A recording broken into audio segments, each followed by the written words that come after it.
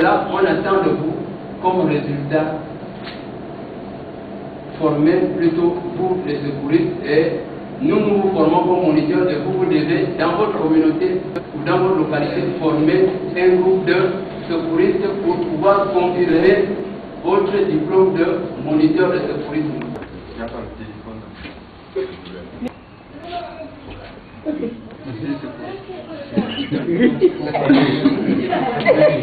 La prochaine fois, lorsque tu verras une victime avec, tu pourras ouvrir.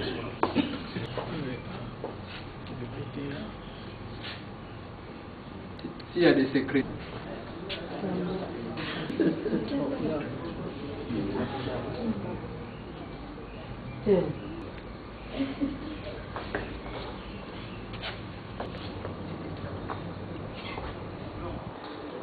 Au secours, à l'aide.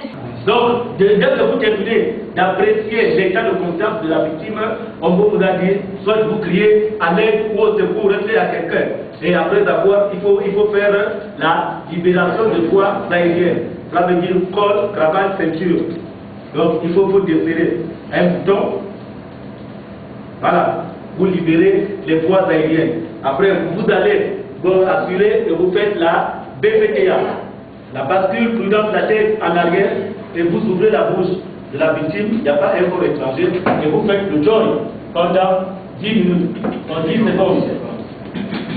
Si vous constatez que votre victime respire, il faut mettre la victime en position latérale de sécurité. Vous prenez une main et vous prenez votre main, donc la main opposée de la victime, vous venez coller et vous prenez l'autre main, vous venez plier le pied et là ça vous sert comme un levier de vitesse. Vous basculez doucement vers vous. Vous prenez une main qui se trouve du côté du pied, vous venez appuyer sur le coude de la victime et vous libérez l'autre main. Maintenant, il faut ouvrir la bouche de la victime et lui faire pencher la bouche. Et maintenant, l'autre pied vient se mettre au niveau d'ici. C'est l'importance de la position latérale de sécurité. Et de permettre à ce que si la victime est en inconscience, puisse évacuer tout ce qu'il y a comme sécrétion, tout comme un film, on va le diffuser, vous allez bien voir comment ça se passe. Pour vérifier les signes de circulation, il faut donner 2 insufflations. Pourquoi on donne les 2 insufflations? C'est pour voir si le cœur de la victime bat encore.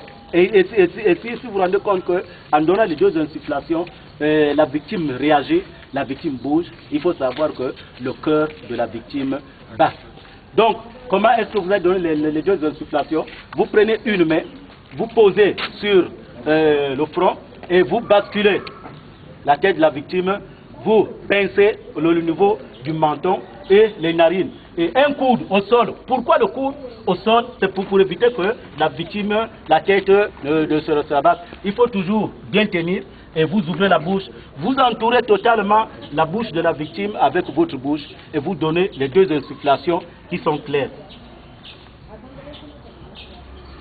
1, 2. Et là, je vérifie le pouls carotidien. En même temps, je vois si la victime n'a pas repris. Donc, en vérifiant, en donnant aussi le pouls carotidien.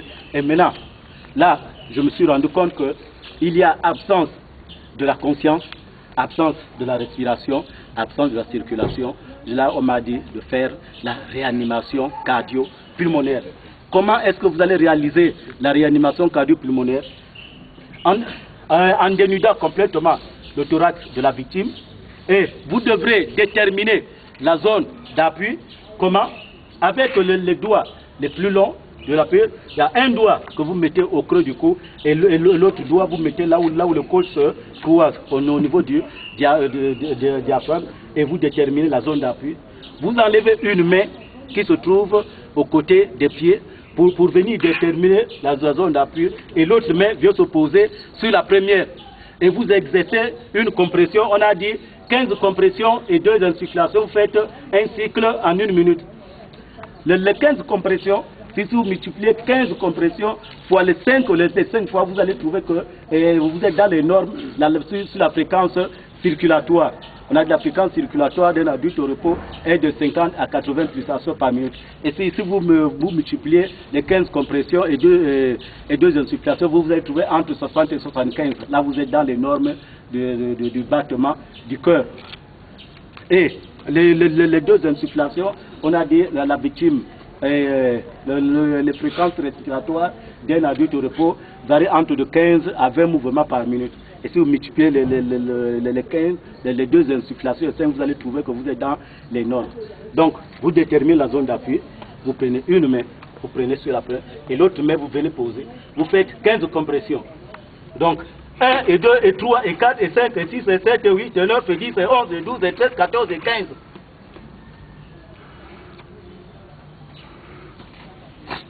1 et 2 et 3 et 4 et 5 et 6 et 7 et 9 et 10 et 11 et 12 et 13, 14 et 15.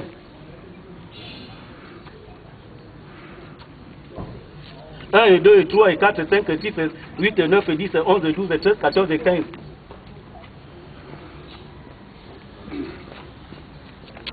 1 et 2 et 3 et 4 et 5 et 6 et 7 et 8 et 9 et 10 et 11 et 12 et 13, 14 et 15.